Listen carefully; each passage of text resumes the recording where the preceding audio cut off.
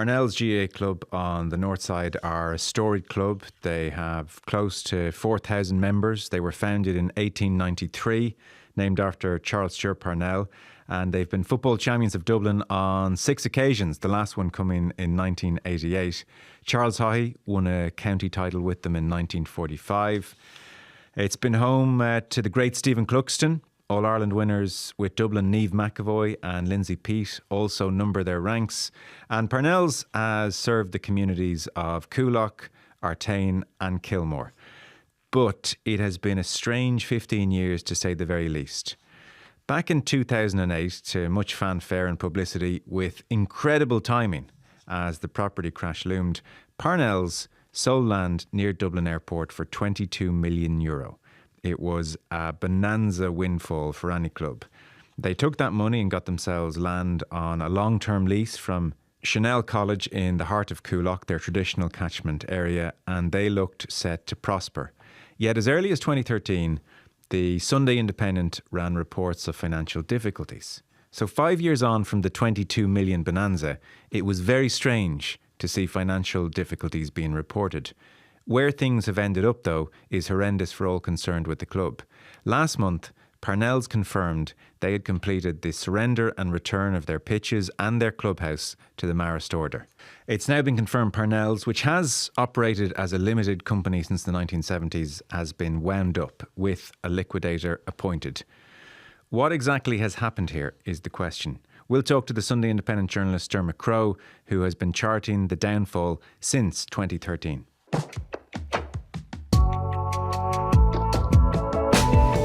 Dermot Crowe, welcome to the studio. Thanks, Joe. Thanks for coming in.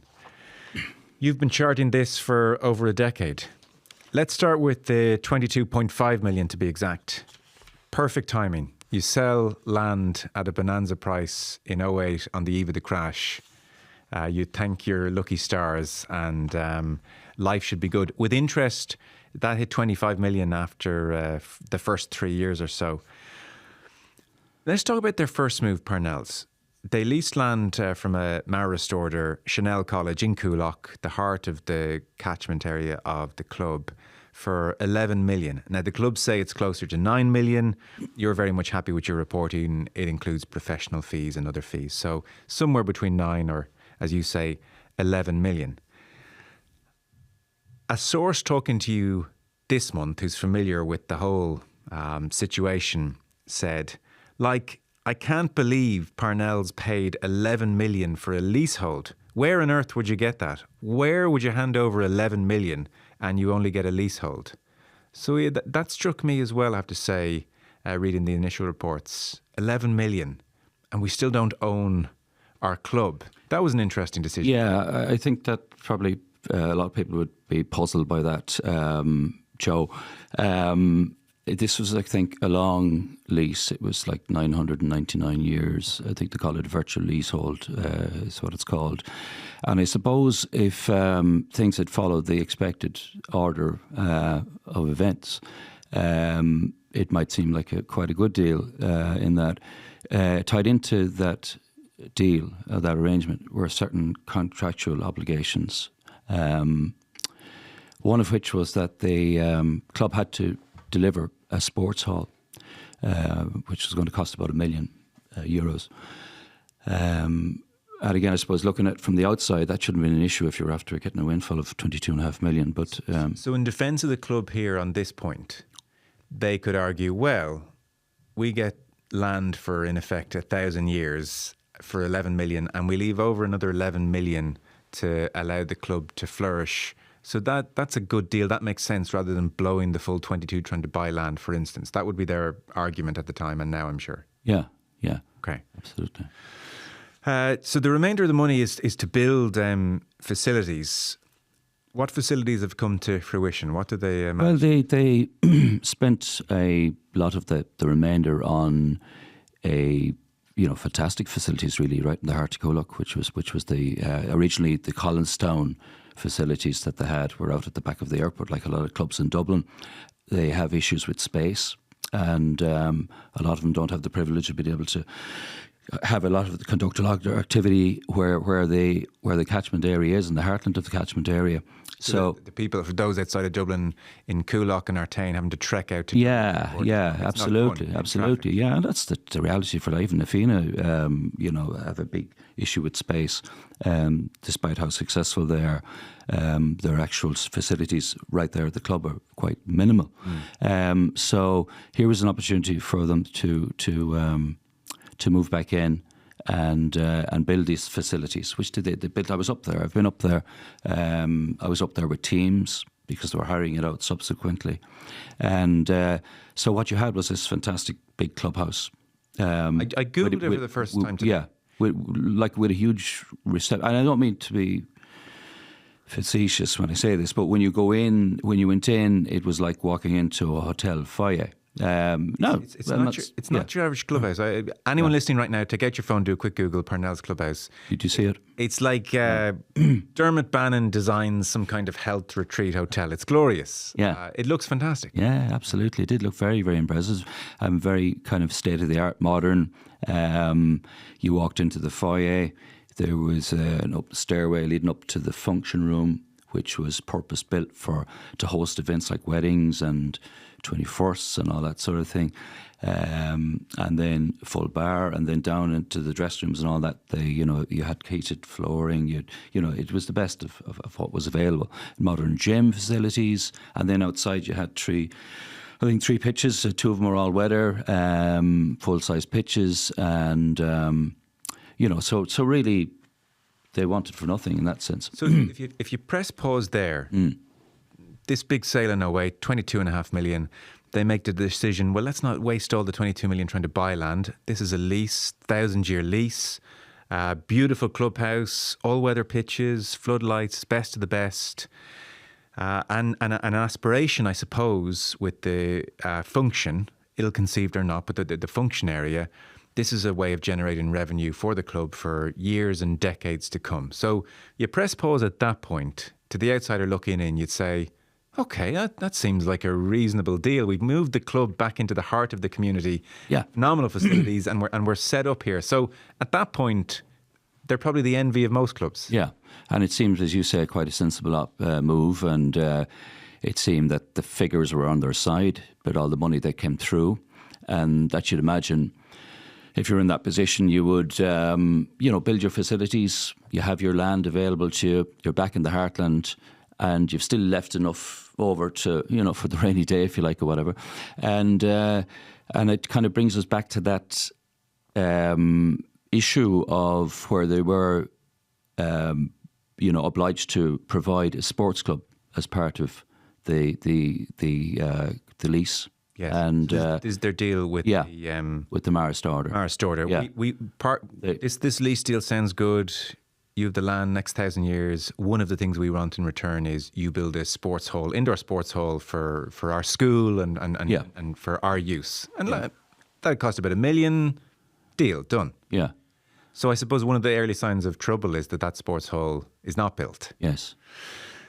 You have been covering this since the beginning, really. In 2013, you wrote an excellent piece, which has aged very, very well, I think, about the situation.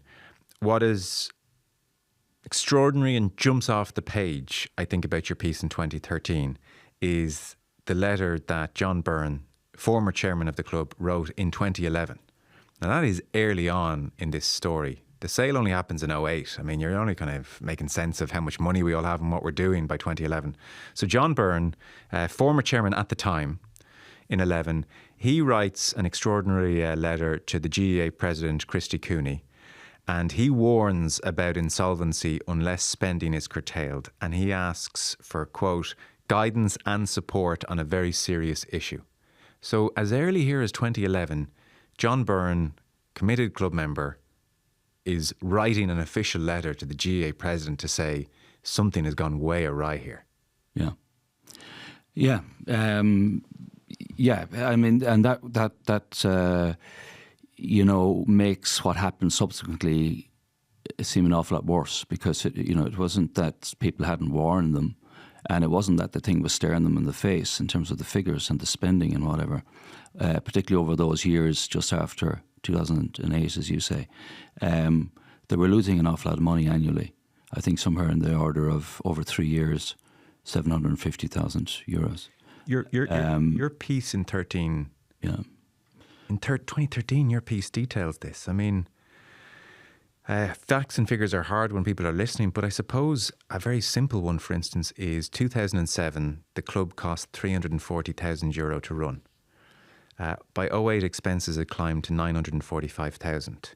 And by January of 13, when you wrote that big first lengthy piece, in the 4 years preceding 2013, there were €3 million in accumulated losses. And you managed to get your hands on the spending in 2010. So I've rounded up some of these figures, or rounded them down just for easiness sake. 80,000 on underage teams, 87,000 on medical items, travel and food 90 grand, motor expenses 40 grand from Dublin club. Well, yeah, well, come. So motor expenses 40 grand, coaching costs 80 grand, fees, training teams reached 50 grand. Again, that's a vague enough term. The bill for football and hurling equipment, 150 grand. Printing and postage, €40,000. So yearly losses in Parnells, 08 to 11, when John Byrne wrote this letter, they were losing per year €780,000 per year in those 3 years. And that is why John Byrne wrote that letter. Yeah. Yeah. And the figures there are staggering, you know. They're astronomical, and anybody who's been involved in a GAA club would find them, you know, incredible. What I tried to do at the time was to try and find out what other clubs' expenditure would be annually, you know, of a similar size or maybe even bigger than that. And there was a huge disparity between those figures and any of the other clubs, you know. And like I remember being at a funeral around that time, soon after that piece came out. And, you know, it was a wake, and I went in, and it was a fairly solemn atmosphere, as you can imagine there. And there was a few guys sitting around, and one of them just popped up his head and he said, "What's going on in Parnells? Those figures are crazy," you know. And so it was the talk of the GAA in many respects. It was the talk of the GAA, Joe, and I just found of stuff I did over the years that there was a kind of reaction to that was greater than maybe a lot of the other things I've done, you know, because people could relate to it. They just found it absolutely fantastical, the figures and what was going on. It was just very hard to understand. And I think, like, I remember that time people would be talking anecdotally about Parnell's teams going around in buses and coaches and really the best of gear and all that type of thing, which people assumed was just part of their winnings. You know, they were trying to create a feel-good factor and make people feel good about themselves again. And there was nothing necessarily wrong with that. But obviously the spending was they were spending way beyond their means, to quote one of their past members, you know, Charles High. Yeah. You did in that piece, by the way, try and get a sense at the time of comparable spending. So again, Parnell's 08 to 11 yearly are losing 780 grand, whereas you say that one club on the west side of the city, fielding in the region of 60 teams, cost 360 grand to run in 2012. Another club in the north side, almost 60 teams, has annual costs of 250,000, many teams self-sufficient. So that puts losing 780 grand into fairly stark light. Another aspect of Parnells, one of the reasons they were the talk of the town, is that they cited winning in All-Ireland as a big goal. You know, I started with Coola and Nafina, and that was very much the Parnells' dream. They hadn't won county title since 88. They had done 2 in a row in 87, 88, and they wanted to get back to the big time. And we saw any number of inter-county players line out for Parnells. Conor Mortimer, Colin Begley, Andrea Doyle, Rory Quinlivan, Colin Parkinson, Johnny Murta, MJ Tierney, Andrew Shore, Darren Rooney.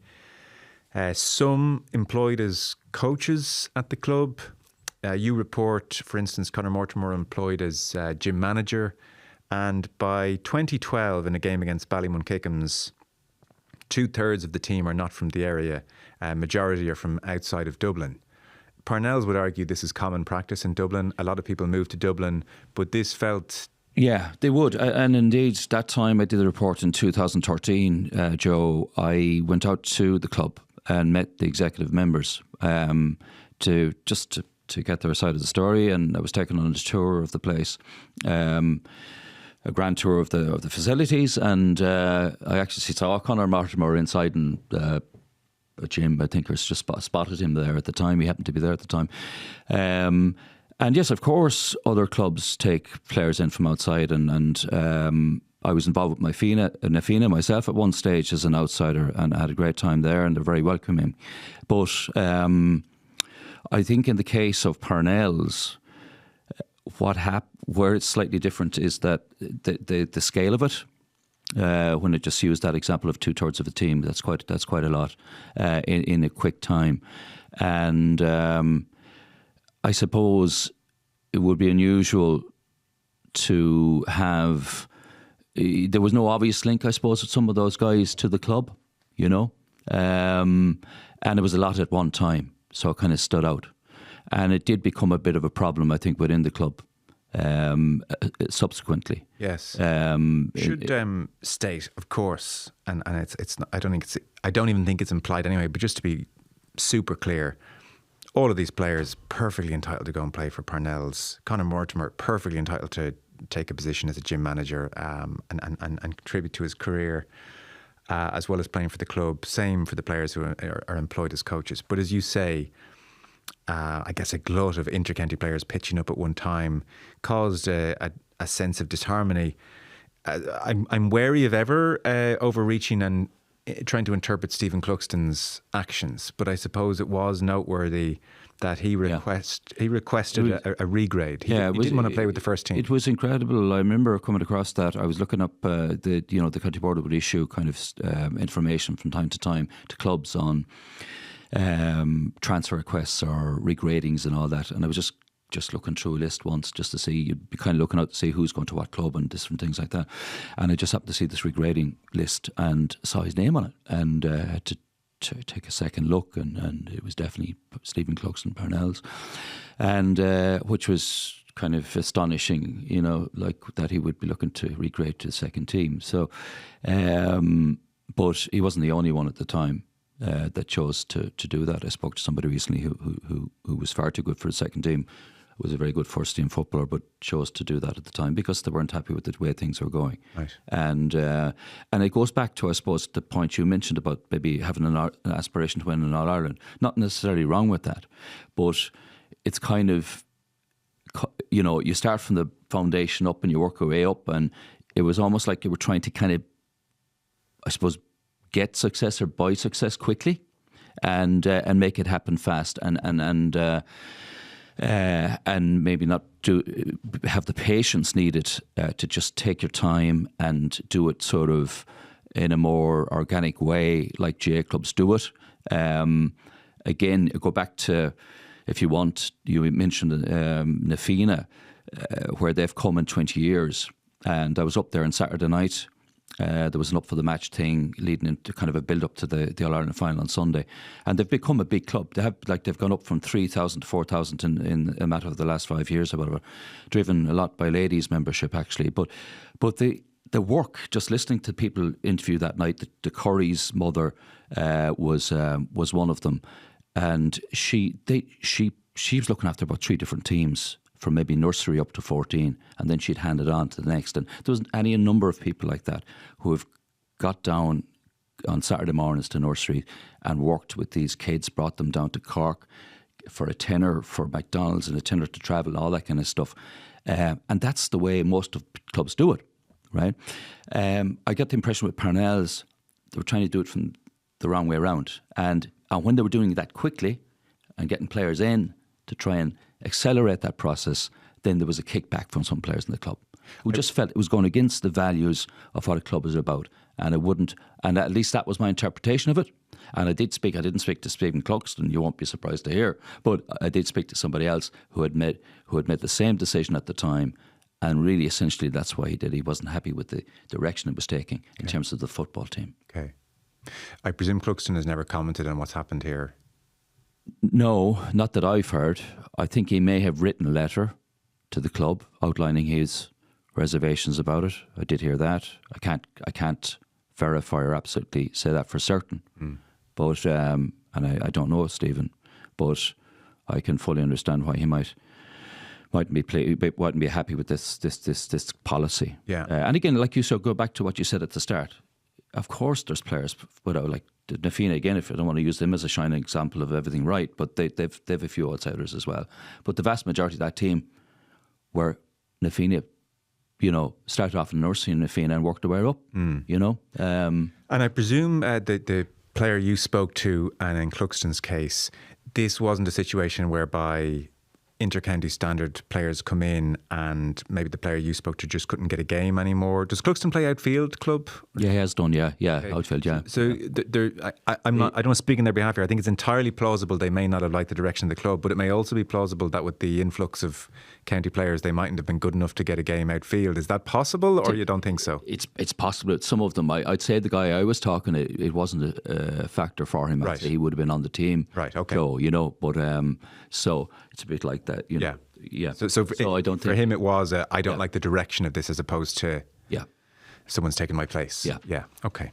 That's the way I took it. Yeah. The Chanel. So the Chanel Leisure and Hospitality venue. This is the venue within the clubhouse that the club presumably hoped would generate income for years to come. This opened in 2012.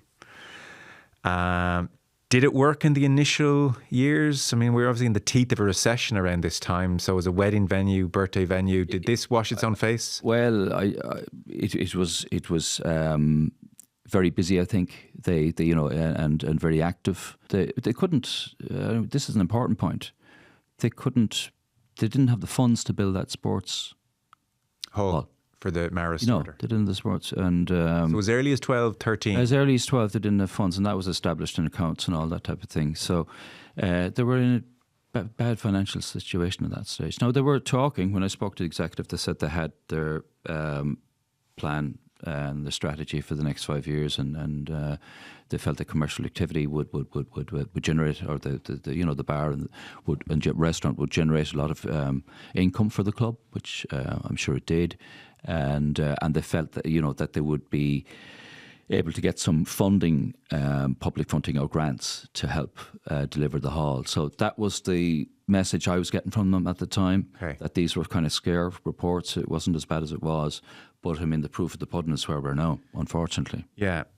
So COVID's devastating, obviously. And you have to close the Chanel Leisure and Hospitality venue. And there was even a WRC order whereby 11 former employees were due to be then paid tens of thousands of euro because the club had left staff in employment limbo for years during shutdown. So these include bar, restaurant staff, security workers, payroll administrators, receptionists.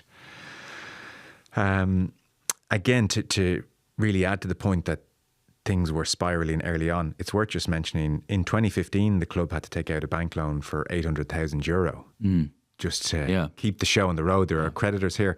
I mentioned at the top that Parnells has been run as a limited company since the 1970s. Is that unusual? Well, I was asking a few people about this. Very unusual. I don't know if there's any other, comparable club which is run that way. It is very unusual, and it's been there since the 70s, as you say. So I can't tell you what the logic of it was at the time, but yeah, it is certainly unusual. Yeah, and of course, it's led to the recent liquidation, and the club being hitched to that then has had to. Faced with a fresh challenge. Okay, so COVID shuts off any revenue the Chanel was raising. There's that loan in 2015 for 800 grand. Creditors are lining up, and we reach a point late last year where Parnells have to surrender and return the clubhouse and the pitches, all the facilities really, to the Marist order. The Marist fathers have released a statement saying they're committed to ensuring that the local community continues to benefit from the amenity. Does that extend to we will let Parnells GAA club train and play there and use the clubhouse? Is that likely, or what's going to happen here? I don't know. It may do, Joe. I mean, the Marists have been some people might say, God, they've been a bit tough here. They could have given a little bit more leeway. We don't know the ins and outs of that. It's been a long process. There was a breach of contract from an early stage, and The sports hall was never delivered. So maybe you might say they've been more than patient, and of course it got very messy, it got very legal, and there was lots of over and back, negotiations and stuff like that going on. Right. So, at the minute they don't have any access to those facilities, and before the recent decision to appoint a liquidator, when the club was still training in that, I think they were using outside facilities, or trying to find alternative facilities to train in that. So where will they play their matches this year? I don't know. They may play up in David's. I think it's in David's school up there, possibly. I think they might have some use of that. But I guess some of that is up in the air at the minute. But they like at the minute they are trying to reform, and once this has happened, this liquidation process has started, the club essentially became defunct, and there's a sort of a cooling off period, and they're in talks with the county board to see what happens yet. And there was a message issued by the club after the liquidation decision that, I suppose, trying to settle fears and concerns that members might have who were uncertain if there would be a club. And they were saying that basically we're going to try and reform. We've been told we can reform, and it hopefully won't take too long. But in the meantime, we're not insured. Okay. You can't train. Okay. You can't play. And but just to sit tight or hang tough for a while, that's essentially it. So I understand they're going to they have to find a different name. I heard it might be called Pobble Parnells or something like that. And they have then to form a new executive and all this sort of thing, to follow a few kind of regulations like that. But a restart, in effect. A restart, yeah. You'd start over. Yeah. You caught up with John Byrne in your piece this week, who had written that letter in 2011 to the GAA president, and you get a hint of the emotion he feels, and I suspect a lot of people in the community feel.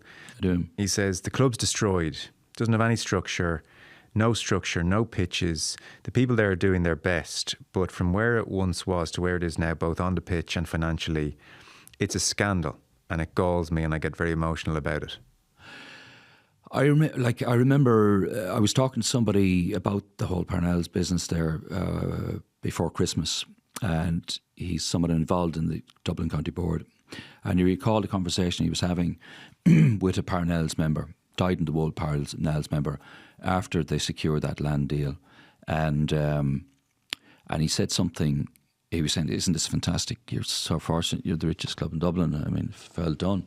And he said, no good will come of this, which is, in one way, being very, very pessimistic and needlessly pessimistic. But I suppose he had some sort of fear of the implications of a lot of money coming into a club like that, and whether it would be good for the club, like new money, I suppose, if you want to call it, or something like that, because it can cause problems, and if not maybe managed in the right way. But John is a former chairman. He hasn't been a chairman for a while now, but he was obviously a chairman more recently when that first report came out in 2013. And he and others, I think, struck me as very genuine Parnells people, and were clued into what was going on. They understood, whereas maybe a lot of rank and file didn't fully understand what they were kind of supporting at AGMs, and somebody present, this is what we're doing and all that. These guys understood what was happening, and they could see the train coming, and they, as you say, mentioned it, brought it to the attention of the GAA, Christy Cooney at the very top. And so he's now, so many years later, been proven correct. And yes, you're right, it is emotional. He does sound emotional. He does sound very upset by it. And it's a great club. He played for it. And they're a proud and very old club. And I think he's very disillusioned with the whole thing, and with the way it was mismanaged. And, he's not one to pussyfoot around it, as you can see. And but I think it comes from a position of sincerity. and a place where he feels that the club was led the wrong way and it was avoidable. And there were sufficient warnings and they weren't heeded. And here we are now. Well, that list of spending is just hard to... It's just off the wall. I mean, it's eye-popping, you know, it really is. It's kind of striking now. I would say we have quite an interventionist president. Yeah. You write, to sum up the situation, the problem with Parnells is that there was a gross failing in not being more alert during the event because the warning signs were all there, flashing in bright red. Insufficient heed was paid to those who made their concerns known. The GAA was aware of it. The county board was a joint signatory on the lease, but nothing was done to stop the fiasco from bringing the club to its darkest hour.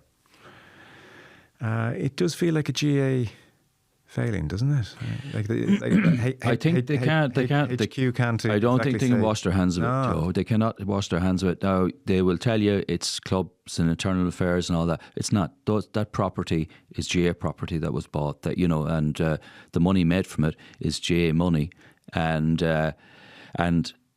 really that should have been ring-fenced, and there are certain protocols there and all that which you follow.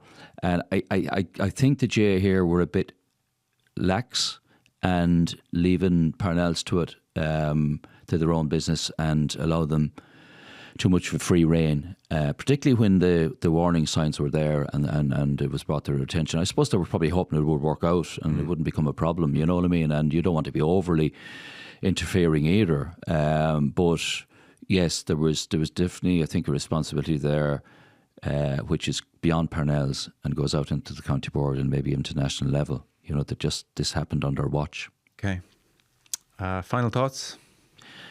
Final thoughts are for the members of Parnells who are proper volunteers and who've always worked hard and who've stayed with the club through thick and thin, and will stay with this club when it's reformed, which should happen very shortly.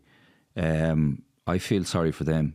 I feel it's a cautionary tale for the GAA in terms of spending, and you know, if you are fortunate to come into a lot of money like this, and there's a lot of lessons to be learned from it, and I think that's the only positive we can say maybe from it.